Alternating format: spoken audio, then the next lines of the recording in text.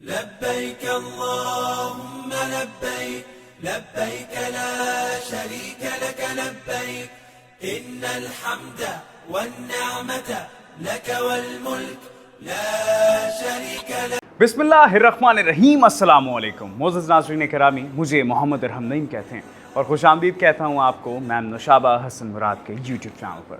नाज़रीन किरामी, हमारे दर हकीकत ये जो रिलीजन है, ये दीन इस्लाम है, इसके अंदर बहुत खूबसूरत चीज़ें आपको देखने को मिलती हैं और इन तमाम तर खूबसूरत चीज़ों के अंदर से एक बहुत अहमियत की हामिल चीज़, एक बहुत अहमियत की हामिल इबादत, जो इबादत अगर आप करते हैं तो यकीन जाने ऐसा महसूस होता है जैसे तमाम तर गुनाह मेरे और आपके धुल गए हों, साफ़ हो गए हों, अगर अच्छी नीयत के साथ करते हैं। हम इस इबादत को हज कहते हैं और हज दर हकीकत बहुत अहमियत का हामिल है। अगर तारीख़ के ऊपर भी मैं नज़र दौड़ाता हूँ तो हज के मुतालिक बहुत सारे वाक़यात आपको सुनने को मिलेंगे, बहुत सारे इक़दामात आपको सुनने को मिलेंगे और बहुत सारी ऐसी चीज़ें आपको बताई जाएंगी जो कि आपको करना ज़रूरी हैं हज करने के लिए दर हकीकत। लेकिन हज बेसिकली है क्या, या ज़िलहज का महीना क्या है, ये जानने के लिए असिस्टेंस बहुत ज़्यादा ज़रूरी है। तो आज इसी असिस्टेंस के लिए, इसी गाइडेंस के लिए मेरे साथ मैम नौशाबा हसन मुराद साहिबा मौजूद हैं। तो बाकायदा उनसे बातचीत का आगाज़ करते हैं। अस्सलाम वालेकुम मैम, कैसी हैं आप? अस्सलाम वालेकुम। वालेकुम सलाम। अल्हम्दुलिल्लाह मैं ठीक हूँ। ज़बरदस्त। अच्छा मैम, मेन टॉपिक के ऊपर आने से पहले कि हज दर हकीकत क्या है, मैं कुछ जानना चाहूँगा। ज़िलहज का महीना हम बचपन से लेकर आज तक सुनते चले आए हैं कि ये महीना बहुत अहमियत का हामिल है, बहुत सारे इक़दामात हुए थे, बहुत सारे वाक़यात हुए थे इस महीने के अंदर। तो दर हकीकत इस महीने की क्या फ़जीलत है? बिस्मिल्लाहिर्रहमानिर्रहीम। अशरे ज़िलहज के फ़ज़ाइल बेशुमार हैं। चंद एक फ़ज़ाइल से हम बात शुरू करते हैं। अल्लाह ताला ने कुरान करीम में सूरह फ़ज्र की आयत नंबर 1 में इन 10 दिनों की कसमें खाई, जो शुरू के पहली से लेकर 10 ज़िलहज के दिन हैं, उनकी कसम खाई है। और ये बात हमें जब हम कुरान तर्जुमा और तफसीर से पढ़ते हैं तो हमें ये बात पता चलती है। आप ये देखिए इसकी अहमियत कितनी ज़्यादा है कि अल्लाह ताला ने कुरान करीम में अहम चीज़ों की, अहम लोगों की, अहम वाक़यात की और अहम शख्सियात का ही जिक्र किया है। एग्जैक्टली बिल्कुल ऐसे ही इससे है। पता चलता है और फिर कसम खाई जा रही है कुरान पाक में, मोस्ट कसम खाई इम्पॉर्टेंट। जा रही है और अल्लाह ताला इसका नाम लेकर कसम खा रहे हैं। तो हमें फिर यकीनन यह हमारे लिए एक मैसेज है कि हम ये जानें कि ये क्यों अहम है। तो एक और बात मैं ये कहना चाहूँगी कि अशरे ज़िलहज जो है, इसके अंदर चूँकि इतनी अहम जो शक्लें हो सकती हैं इसकी फ़जीलत को सामने रखते हुए कि कौन कौन सी इबादत जो वो की जानी चाहिए। तो हमें तो मालूम ही है कि अल्लाह ताला ने जो नमाज की शक्ल में हमको दिया तोहफ़ा, फिर रोज़े की बात है, फिर सदक़ात की बात है, जिसमें ज़ाहिर है हम इस वक्त नफली सदक़ात की बात कर रहे हैं, ठीक है ना। अब उनकी कोई भी शक्ल हो सकती है, चाहे वो माल हो, चाहे वो किसी की ज़रूरत पूरी कर देना हो, या हम सब जानते ही हैं कि कैसे हम उसको अल्लाह की बारगाह में इन अहम औक़ात में, इन अहम लम्हात में पेश कर सकते हैं। फिर हमको देखिए ना, फिर कैसे और स्टैम्प लगाई अल्लाह ताला ने कि ये तो वो इबादत थी जो अल्लाह ताला ने पूरे साल ही यानी हमारे लिए रख दी। लेकिन फिर हज जो हमारे दीन इस्लाम का चौथा रुकन है, हज जो दीन इस्लाम हम पैदा होते ही थोड़े अरसे बाद ही इस्लामियात की किताबों में ये पढ़ रहे होते हैं, लेकिन शायद हम उनकी अहमियत को उस तरह से महसूस नहीं कर रहे होते और हर शख्स शायद इतना खुशकिस्मत भी ना हो। लेकिन जिनको पता चल जाए वो ज़्यादा मेरे ख्याल लकी हैं कि इसकी अहमियत कितनी ज़्यादा है कि हज जैसी इबादत ज़िलहज के अंदर और फिर उसके अंदर कुर्बानी और अरफा का दिन, वो सारी बातें जो है ना वो जमा हो जाती हैं। अच्छा, ये जो आपने बात की हज से रिलेटेड, ये मुझे एक और सवाल पर ले आई। जी मैम, हज हम जिस तरह कि मैंने पहले फरमाया कि हम बचपन से सुनते चले आ रहे हैं, आपने भी अभी फरमाया इस्लामियात की किताबों के अंदर हज का जिक्र है कि हज क्या है, दर हकीकत हम सुनते चले आ रहे हैं। लेकिन हज एक्चुअल में क्या है, इसको अंडरस्टैंड करना आई वुड से मुश्किल भी है और बड़ा आसान भी है।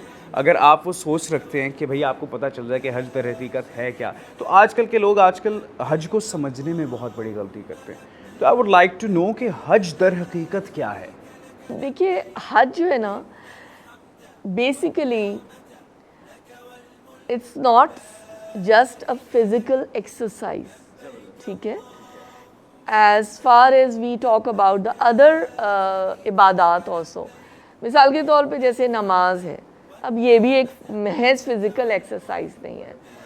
جتنی عبادات ہیں میں سب سے پہلے اپنے لیے دعا کروں گی اور سب کے لیے بھی کہ اللہ تعالیٰ مجھے یہ میری جو بصیرت ہے اس کو مجھے دیں بھی, عطا بھی کریں اور اس کو زندہ بھی رکھیں. دیکھیں بصارت اور بصیرت میں یہی فرق ہے کہ ہم دیکھ رہے ہیں, میں دیکھ رہی ہوں کہ میں نماز پڑھی ہوں, لیکن کیا وہ نماز ہے جو کہ اللہ تعالیٰ کو مطلوب ہے. اسی طرح جب آپ کے پاس بصیرت آ جاتی ہے, جو ہم جانتے ہیں وہ اندر کی آنکھ ہے, جب وہ آ جاتی ہے تو پھر ہماری وہ عبادات بھی ان میں خشوع و خضوع بھی آ جاتا ہے اور وہ ایک زندہ شکل میں نظر آتی ہیں جن کے اندر ایک روح ہوتی ہے. کاش اللہ مجھے وہ عطا کرے اور ہم سب کو عطا کرے. ہم غافل بہت زیادہ ہو جاتے ہیں, جلدی ہو جاتے ہیں. تو بالکل یہی کیفیت حج کی بھی ہے کہ یہ صرف ایک جسمانی عبادت نہیں ہے, یہ کوئی ایک ٹور نہیں ہے جو کہ ان مقامات پہ جا کر کرنا ہے اور یہ چیزیں ہو گئیں تو بس فریضہ ادا ہو گیا. انشاءاللہ ضرور ادا ہوگا, لیکن میں یہ کہنا چاہتی ہوں کہ یہ ایک حج کا سفر ایک محبت کا سفر ہے, ایک اللہ سے عشق کا سفر ہے. اللہ تعالیٰ وہ ذات جو کہ ہمیشہ سے ہیں اور ہمیشہ رہیں گے, اللہ ازل سے ہیں اور ابد تک قائم رہیں گے. تو یہ وہ بات ہے, who is the one and only, sovereignty lies in Allah Almighty. تو بات یہ ہے کہ ہم اللہ کو اس محبت سے محسوس کرنے والے ہوں, یاد کرنے والے ہوں اور اس بات کو سمجھنے والے ہوں کہ یہ ہمارا ایک ایک قدم, ہمارا ایک ایک روپیہ جو ہم نے اس کی فیس کے طور پہ دیا ہے حج کرنے کے لیے, یہ اللہ کے لیے ہم کر رہے ہیں اور اللہ کی ذات کی معرفت کو حاصل کرنے کے لیے کر رہے ہیں, اللہ کے وجود کو محسوس کرنے کے لیے کر رہے ہیں. تو کاش یہ ہم سب کو یہ حاصل ہو اور یہ اس کی ایک سسٹینیبلٹی بھی ہو, اس کے اندر ہم کنسسٹنٹ بھی ہوں, کہنا چاہیے آخری سانس تک اس زندگی کے قائم رہے. بڑی خوبصورت بات کی ہے میم آپ نے یہاں پر کہ جو بھی عبادت کی جائے, خواہ وہ حج ہو کوئی بھی ہو, وہ اللہ کو حاصل کرنے کے لیے کی جانی چاہیے. اچھا میم تھوڑا سا آؤٹ آف دا ٹاپک چلا جاؤں گا میں. یہ سوال, لوگ عموماً جب حج پر جاتے ہیں, اب یہ ہر بندے کا اپنا پرسپیکٹو ہے, لیکن حج پر جانے کے بعد ہم دیکھتے ہیں کہ جو بندہ حج پر جا رہا ہے اس کا سوشل میڈیا اکاؤنٹ گردش کا شکار ہو جاتا ہے فوری طور کے اوپر, کہ آپ کا فوکس اب آپ اپنے رب سے ملاقات کے لیے گئے ہیں, رب سے فریاد کے لیے گئے ہیں, وہاں سے ہٹ کر ہم شاید وہ جو فیم گیم ہے اس کی جانب آنا سٹارٹ کر دیتے ہیں کہ بھئی ہم حج پر گئے ہوئے ہیں اور ہم پوری دنیا کو بتائیں. تو میم یہ ریاکاری کے اندر فال نہیں کرے گا؟ بسم اللہ الرحمن الرحیم.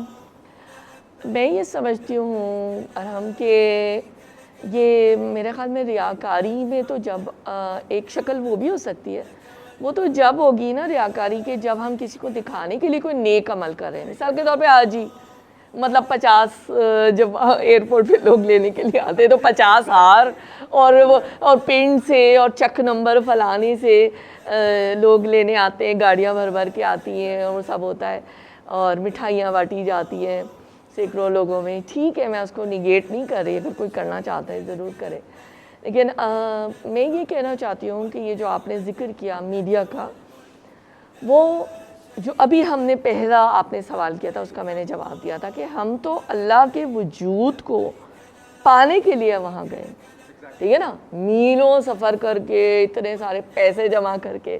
آج کل تو حج بھی ایک اسٹیٹس سمپل بن گیا ہے. لوگ پوچھتے ہیں تم آپ لوگ کس کے ساتھ گئے تھے, مطلب وہی ہم ان کے ساتھ گئے تھے, اور جو ہے وہ ایک لمبی بات ہو جائے گی, لمبا موضوع کہ کس طرح مطلب ڈسٹریکٹ ہوتے ہیں. بیسیکلی ہمارا جو قبلہ و کعبہ, جب ہم نماز پڑھتے ہیں, کعبۃ اللہ ہے نا, حرمین شریفین میں اللہ کا گھر ہے نا, नमाज में जिस्मानी तौर पर, तो शऊरी तौर पर, रूहानी तौर पर, स्पिरिचुअलिटी के लिहाज से अगर हम देखें तो अगर अल्लाह नसीब करे, मैं अल्लाह से डरते हुए ये बातें कर रही हूँ कि अल्लाह मुझे माफ़ भी करे, गाफिल हो जाते हैं हम अक्सर, मैं भी, हम सब, तो इबादत के वक्त, नमाज के वक्त और रोज़े के वक्त और ज़कात के वक्त और हज के वक्त भी जब हम अल्लाह को पाने के लिए गए, इश्क का सफ़र है ना, मोहब्बत का सफ़र है, क्या खूबसूरत बात किया। तो डिस्ट्रैक्शन की ये एक शक्ल है सोशल मीडिया। तो मेरा इसके जवाब में ये पैगाम भी होगा और ये मैं हम सब अपने आप से भी बात करेंगे और हम हमारे सुनने वालों से भी बात करेंगे कि सोचिए और गौर व फिक्र कीजिए, तदब्बर कीजिए, तफक्कुर कीजिए, think and ponder over it. सोचिए तो ज़रा कि will this time come again. अगर आपने पहले मरहले पे अल्लाह को पा लिया था तो do you want to lose अल्लाह सुब्हानहू व तआला? Do you want to lose कि अल्लाह ने, आपने अगर अल्लाह को थामने की कोशिश की और अल्लाह ने आपको थाम लिया था, वो मज़बूत सहारा आपको मिल गया था, तो क्या आप अपने आप के साथ आप अल्लाह के वजूद को अपने अंदर कायम रखना चाहते हैं? मैं आपसे ये पूछना चाहूँगी Arham, if you have a very good friend, right, and you really love him, you want to lose him? No, I would not. You want to keep him with yourself? Exactly. ठीक है ना? और तो अल्लाह से ज़्यादा तो कोई भी दोस्त नहीं है। मैं बड़ी बुलंगो बांग दावे के साथ कह सकती हूँ, लोग कहते हैं किताब दोस्त है, फलाने दोस्त है, मैं समझती हूँ अल्लाह से ज़्यादा ना कोई दोस्त है, ना कोई वली है। अल्लाह तो ईमान वालों का वली है ना, बेशक, इल्म वालों का वली है, तो वो हम उनको छोड़ना नहीं चाहते अल्लाह ताला को। इसलिए जो डिस्ट्रैक्शंस होती हैं इनसे जो है वो दूर रहना होगा। आपके सवाल के पेश नज़र एक मैंने आपको जवाब सोशल मीडिया के हवाले से दिया, लेकिन इसके एक ज़िम्नी भी और चीज़ें हमारे जहन में ज़ाहिर आ जाती हैं कि हज के दिनों में जो लोग हज पे जा रहे हैं और इंशाल्लाह ज़रूर आगे भी जाएंगे, आप सबके लिए भी दुआ है, जो लोग हज पे नहीं गए ज़रूर अल्लाह आपको हज और उम्रे की सादतें नसीब करे और हमें भी अल्लाह बार बार दावत नामे भेजे और हमें वो नसीब करे, वो हाज़रियाँ नसीब करे और अपनी बारगाह में कबूल करे। तो जनाब, हम चाहते नहीं हैं अल्लाह को छोड़ना, अल्लाह भी नहीं चाहते। तो सोशल मीडिया से डिस्ट्रैक्शन हुई, लोग वहाँ पे गेम्स खेलते हैं, कोई अब तो ये फ़ोन और डिवाइसेस में भी गेम्स आ गए। जब हम हज पे गए थे लोग कार्ड्स खेल रहे होते थे और गॉसिप होती है, बातें होती हैं, निकल गए कहीं टहलने के लिए, अच्छा भाई यहाँ क्या मिल रहा है खाने का, कोई जानने वाला मिल गया, उससे लंबी लंबी बातें कर रहे हैं। मीना के क़याम की बात कर रही हूँ मैं, मीना के दौरान हज स्टार्ट हो चुका है, ठीक है, मिसाल के तौर पे हम मीना में हैं, ठीक है, जस्ट इमेजिन, पता नहीं क्यों मेरी इमेजिनेशन मीना, मुज़ल्फ़ा और अरफा के दिनों में फिर चली जाती है ना, क्योंकि वो अल्हम्दुलिल्लाह जब किया था हज तो बातें किए चले जा रहे हैं, गेम्स खेले जा रहे हैं, खाम के लिए खाने की चीज़ें जैसे मैंने अभी कहा तलाश किए जा रहे हैं, या खाम के लिए सोए चले जा रहे हैं। और मैंने ख़ुद भी शऊरी तौर पे अल्लाह को पा लेना है और इंशाअल्लाह जैसे मैंने पहले भी कहा था कि आखिरी सांस तक मैं अल्लाह के साथ जुड़ जाऊँ और मैं अल्लाह की रज़ा के लिए ही अपनी ज़िंदगी को गुजारूँ। हमारा टोटल एफ़र्ट, हमारी सारी क़ुव्वतें, हमारी सारी मेहनतें अल्लाह अपनी बारगाह में कबूल करे और अल्लाह हमें हज मबरूर नसीब करे हमें। अच्छा मैम, अगर हम बात करते हैं तो एक पर्टिकुलर तबका जो कि हमने देखा और आपने भी जिस तरह के बताया मुझे ऑफ कैमरा कि कुछ लोग इस तरह के हैं जो कुर्बानी के ऊपर पैसे खर्चने को भी गलत करार देते हैं कि भाई आप कुर्बानी के ऊपर पैसे मत लगाएं, आप किसी गरीब के लिए कोई काम कर दें, किसी के घर की छत डलवा दें, किसी के घर में राशन डलवा दें, इतने पैसे कुर्बानी के ऊपर लगाना नाउज़ुबिल्लाह तौबा तौबा कहते हैं जी कि वेस्ट है। तो मैं चाहता हूँ इस सिचुएशन को थोड़ा सा एड्रेस करें क्योंकि कुर्बानी को फ़र्ज़ करार दिया गया है हज में। असल में देखिए, जैसे हमने अपने इस आज के प्रोग्राम का आगाज़ किया था تو ہم نے یہ بات کی تھی اور میں نے یہ کہا تھا کہ یہ جو جیسے عبادات کی قسمیں مختلف نا ہمیں پتہ ہی ہے، نماز، روزہ، زکوٰۃ، حج، اور تو یہ ساری فزیکل نہیں ہیں، اسپریچول ہیں۔ اب دیکھیے اللہ تعالیٰ نے اگر قربانی کو فرض قرار دیا ہے جو صاحب استطاعت ہو، ہر ایک پہ نہیں ہے، حج بھی صاحب استطاعت جو افورڈ کر سکتا ہے، تو وہ بھی پھر اب دیکھیں نا ہمیں یہ اس بات پہ لاگو ہو گئی نا، اپلائی ہو گئی کہ یہ قربانی بھی اٹس ناٹ جسٹ فزیکل کہ اگر پیسہ ہے تو پیسہ خرچ کرو اور قربانی کے جانور۔ اب آپ نے خود بھی دیکھا ہوگا کہ لوگ جو ہیں اپنا آدھا مطلب لون، 1/4 لون ہر طرح کے جانوروں سے بھر لیتے ہیں، اور پھر باؤنڈری وال کے باہر بھی ہوتا ہے، وہ ریاکاری آ جائے گی جس کا ہم نے پہلے ذکر کیا تھا۔ یعنی دیکھیں میں یہ نہیں کوئی اسٹیمپ نہیں لگا رہی، اگر کوئی ایسے لوگ ہیں، کہنے کا مقصد یہ ہے کہ یہ فیکٹس ہیں، اس طرح ہوتا ہے۔ دیکھیے حضرت ابراہیم علیہ السلام کی جو زندگی، ان کی سیرت طیبہ بہت بلند ہے، ان کا کردار، اس کی تعریف اللہ تعالیٰ نے قرآن کریم میں بے شمار دفعہ کی ہے۔ تو حضرت ابراہیم علیہ السلام نے اتنی اپنی زندگی میں قربانیاں دی ہیں اور اتنی آزمائشیں اللہ تعالیٰ نے ان کے اوپر ڈالی اور وہ ہر ایک میں پورے اترے۔ آپ وجہ فرما رہی وہ ایک یکسو مسلم تھے، وہ حنیف تھے، وہ بیان کیا ہے اللہ تعالیٰ نے جب حضرت ابراہیم علیہ السلام کو، کہ اس میں خواب میں یہ تھا کہ وہ یہ دیکھ رہے ہیں کہ وہ اپنے بیٹے حضرت اسماعیل علیہ السلام کو ذبح کر رہے ہیں۔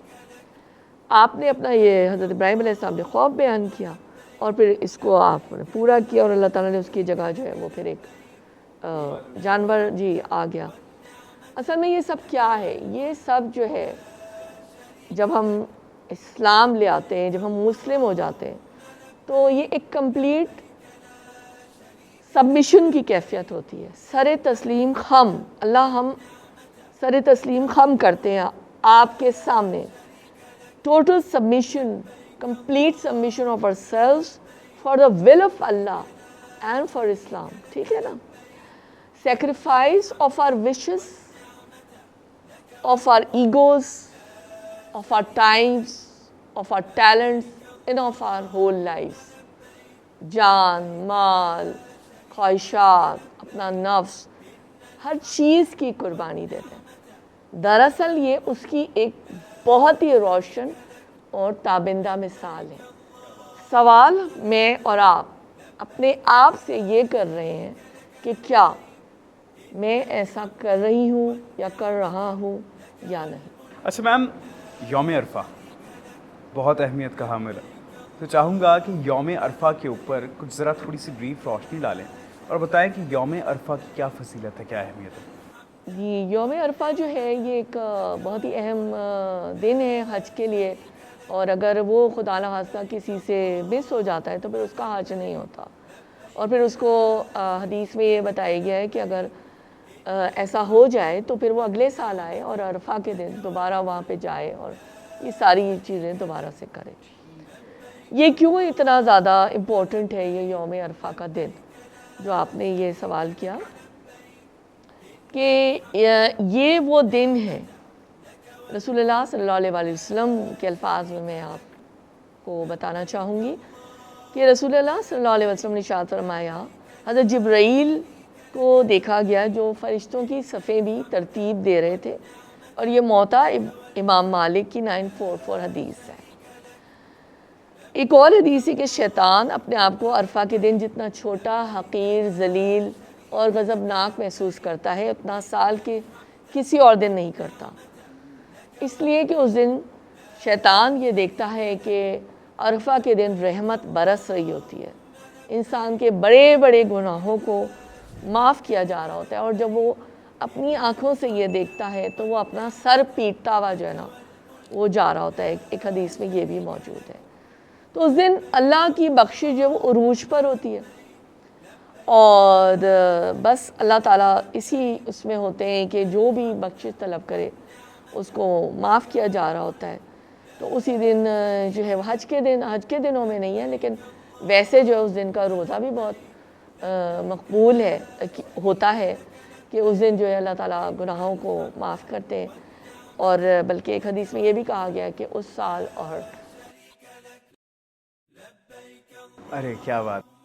चंद औकात जो अल्लाह ताला ने मुतय्यन किए कि वो पीक होता है, और उस वक्त मैं फिर कहना चाहूँगी कि उस वक्त सारी तवज्जो सिर्फ तौबा और इस्तग़फ़ार की तरफ होनी चाहिए, क्योंकि वो सबसे अहम वो औकात होते हैं कि उस वक्त हम अपनी बख्शिश करवा सकते हैं। ज़बरदस्त, बेहतरीन यही मैम, फजीलत है यौम अरफा। ज़बरदस्त।